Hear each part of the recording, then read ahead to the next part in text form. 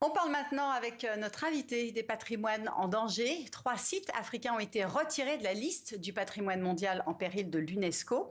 Et c'est plutôt une bonne nouvelle. On en parle avec vous, Lazare Elondou Assomo. Bonjour. Bonjour. Merci d'avoir accepté l'invitation. Vous êtes le directeur du patrimoine mondial de l'UNESCO. Alors, 3 sites à Madagascar, en Égypte et en Libye. On va d'abord, si vous le voulez bien, commencer par les forêts humides de l'Atsinana. C'est à Madagascar. C'est un lieu exceptionnel en raison de la richesse de sa biodiversité. Qu'est-ce qui a conduit à son inscription sur cette liste des sites en danger? Alors, merci de m'inviter. Concernant les forêts de l'Atsinana, un magnifique lieu de biodiversité, en 2010, le site a été mis sur la liste en danger parce qu'il avait été constaté des travaux de déforestation illégale, mais aussi des travaux des actions un peu d'utilisation de manière illégale du bois précieux, comme le bois de rose, et qui avait des effets aussi sur la biodiversité, des impacts sur des espèces comme les lémuriens. C'était une biodiversité abîmée. Très abîmée. Et c'est pour ça que le comité du patrimoine mondial, qui est l'organe qui décide des inscriptions sur la liste en danger tous les ans ou pas, a décidé de placer ce site en péril pour mobiliser la communauté internationale. Alors justement, de quelle manière vous vous mobilisez lorsqu'un site est dans la liste, entre dans la liste des sites en péril? Parce que quand un site est au patrimoine mondial, il est reconnu comme étant important pour l'humanité. Et donc, les pays se mobilisent. Tous les pays? Quels sont les pays dans ces cas-là? Est-ce que vous avez un fonds spécifique? 196 pays se mobilisent et nous avons un fonds dédié qui est le Fonds du patrimoine mondial. Et ensuite, il y a un plan d'action qui est mis en œuvre que soutient l'UNESCO. Et ce plan d'action nous a permis, avec l'aide de nos donateurs, de travailler avec les autorités malgaches pendant 15 ans. Et aujourd'hui, 4 des 6 composantes de ces forêts n'ont plus ce problème. Et donc, le comité du patrimoine mondial a décidé de constater que les sites n'étaient plus en danger. Et donc, alors, c'est le cas aussi de l'ancienne ville de Ghadamès, en Libye. C'était un carrefour de culture africaine et méditerranéenne. Elle était menacée, cette ville, en raison des conflits armés, des incendies, des intempéries aussi.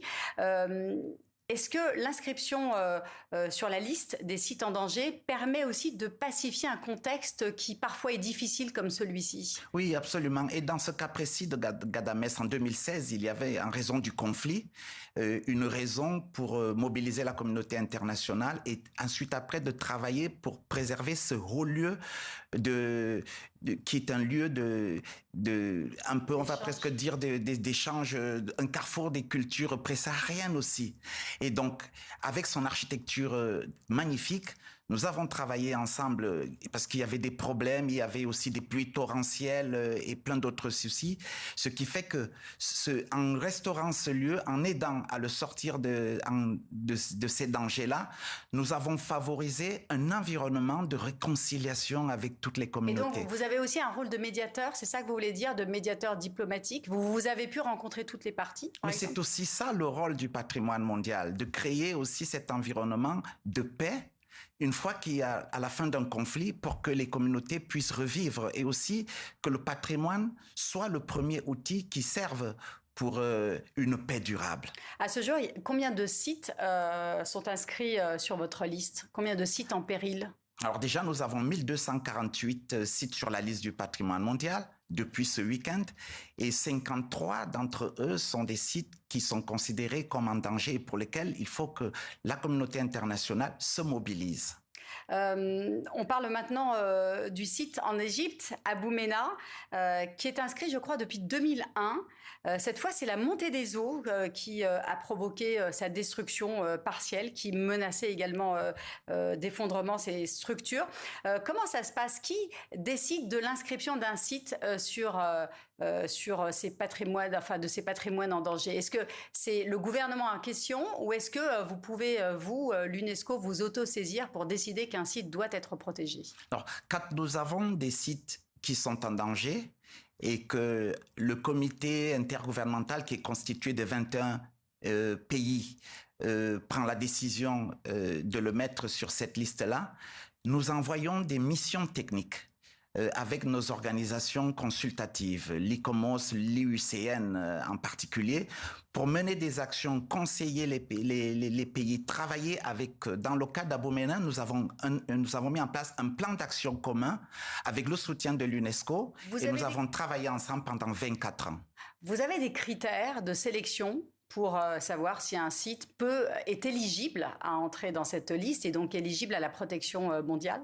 Oui, quand il y a un danger imminent ou potentiel, par exemple, il peut y avoir un conflit armé, il peut y avoir un projet de développement qui peut affecter le site, ou encore un problème comme la nappe phréatique dans le cas d'Abomena, ce sont des raisons pour lesquelles on met le site en péril, qui n'est pas une punition, mais qui est plutôt une opportunité pour mobiliser la communauté internationale et accompagner le pays. Et c'est ce que nous avons fait, et c'était un cas exemplaire.